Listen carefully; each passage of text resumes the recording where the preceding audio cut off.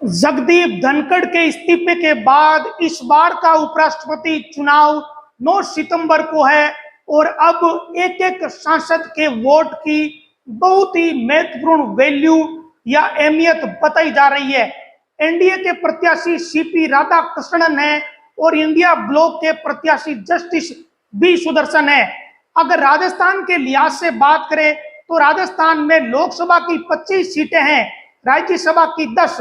राज्यसभा के जो 10 सांसद है उसमें कांग्रेस के 5 है और बीजेपी के 5 है। लोकसभा में बीजेपी के 14 सांसद है और इंडिया गठबंधन के 11 सांसद है। इनमें से एक सांसद नागौर के सांसद हनुमान बेनीवाल है, दूसरे सांसद राजकुमार रोत है, तीसरे सांसद अमराराम है और बाकी के 8 सांसद कांग्रेस के हैं। सबकी नजर इस बात पर है कि हनुमान बेनीवाल इस बार किसे वोट करेंगे।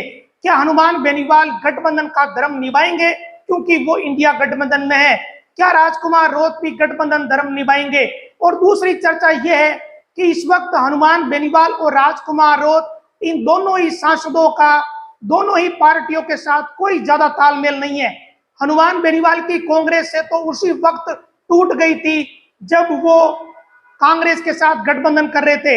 एक तरफ बेनीवाल ने गठबंधन किया था और दूसरी तरफ उमेदराम बेनीवाल को कांग्रेस आरएलपी से तोड़कर ले गई थी। उसके बाद हनुमान बेनीवाल अनेकों बार कांग्रेस को कोस चुके हैं, कांग्रेस पर जुबानी हमला कर चुके हैं।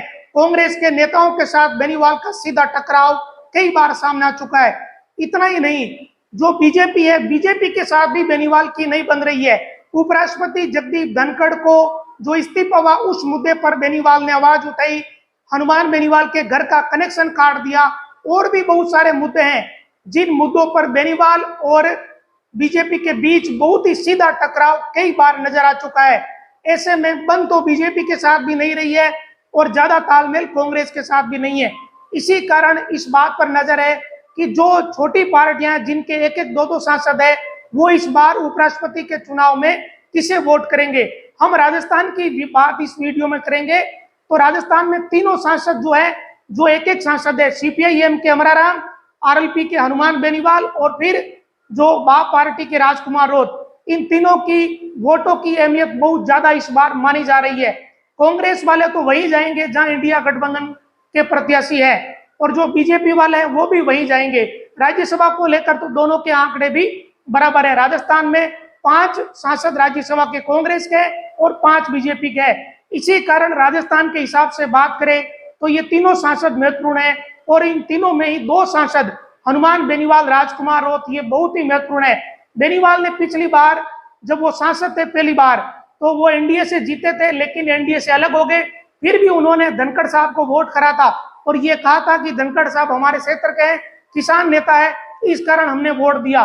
लेकिन इस बार दोनों ही जो प्रत्याशी है वो दूसरे राज्यों के है। इसी कारण सबकी नजर है कि बेनीवाल, राजकुमार रोत, अमराराम ये किसे वोट करने वाले हैं। और कहा भी जा रहा है कि इस बार के उपराष्ट्रपति चुनाव में एक एक वोट की बहुत ही अहमियत है और वोट भी गोपनीय होते हैं।